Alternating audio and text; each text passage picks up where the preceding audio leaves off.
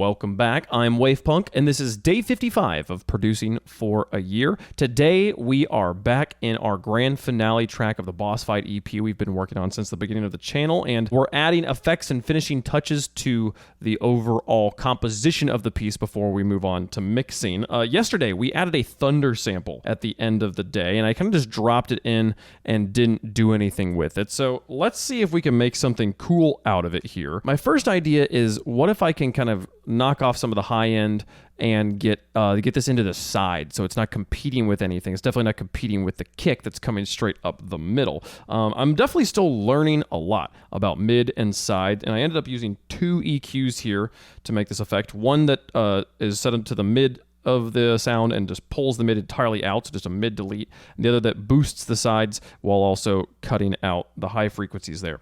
I put some gain staging on it to bring the fader back into kind of a usable range and was left with this.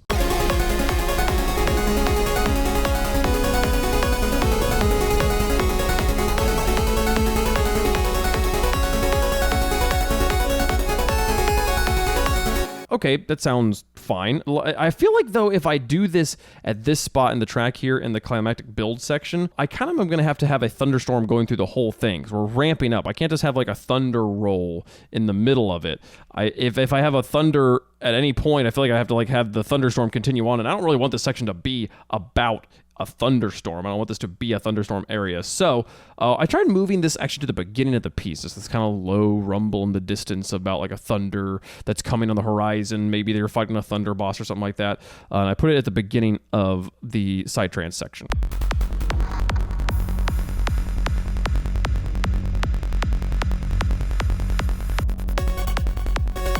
Okay, I like this placement in the piece better, but I'd like it to be more rumbly here. I actually ended up turning off the mid and side EQ situation. I wasn't seeming to figure out how to get it to be as rumbly as I wanted it to, and I knew that if I just left it as it was and knocked all the high end off, it'd give me the rumble I wanted.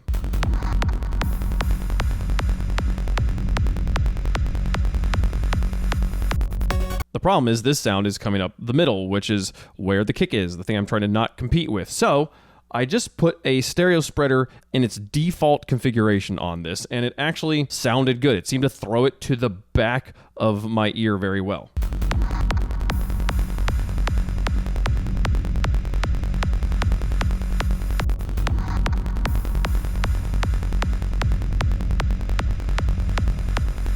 Maybe the effect's a little bit intense right now, but when you're working with kind of new ideas, oftentimes you do enjoy the exaggerated feel better, so I'm going to leave it like this. Okay, now next, can we do anything about these chugging chords that kind of suck right now? These chords I really kind of want to punch you while also not grabbing you. They're not supposed to be the focus at all. I want the chords to kind of ba-da-ba-da-bum underneath, like really accentuate and like bolster up what the stabby synths are doing. And I'm really feeling like keeping them above 100 hertz, like I'm doing with everything, to give space to the kick and the bass, is completely stopping them from being able to fulfill their task. So I break that rule. I let them under 100 hertz here. It gives them back that punch I was hoping for, and it sounds good. But similar to the thunder, they are now going to be competing with this mono kick and bass that I really want to have come through as much as possible. So I throw a stereo spreader on it and I just start messing with it. I barely understand what any of these knobs do. I kind of understand that I'm working like it's low on the left and high on the right, and then there's like kind of a frequency range in the middle, but really what it's doing, I don't understand. All I know is that I don't like this sound, and I do like this sound.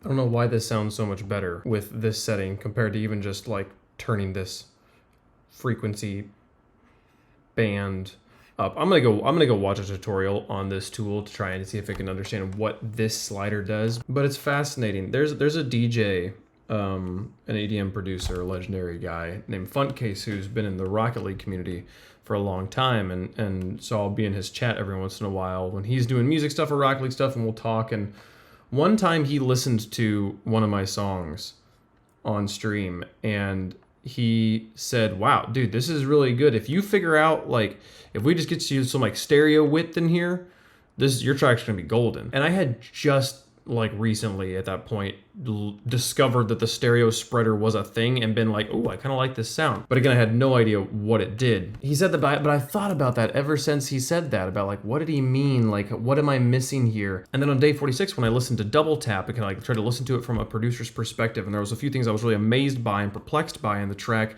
Hey, one of the producers of the track commented on the video and said, hey, here's kind of what we did. And both of the things he talked about were mid versus side and the relationship between those things, and it had to do with stereo placements. And I think I'm slowly starting to realize, like, this is the thing I need to learn right now to really bring my music to the next level. I've been working on this for like half an hour, so I'm actually gonna go and watch tutorials and see if I can learn a little bit about what that default stereo spreader tool does, and see if it can help me start to piece together a little bit of the pieces I'm missing on how to make the sound feel full and how to make myself be able to hear all the things I want to hear at the same time without having them compete too hard. So learning little bits as we go along here. Thank you all so much for watching. See you guys tomorrow. Bye-bye.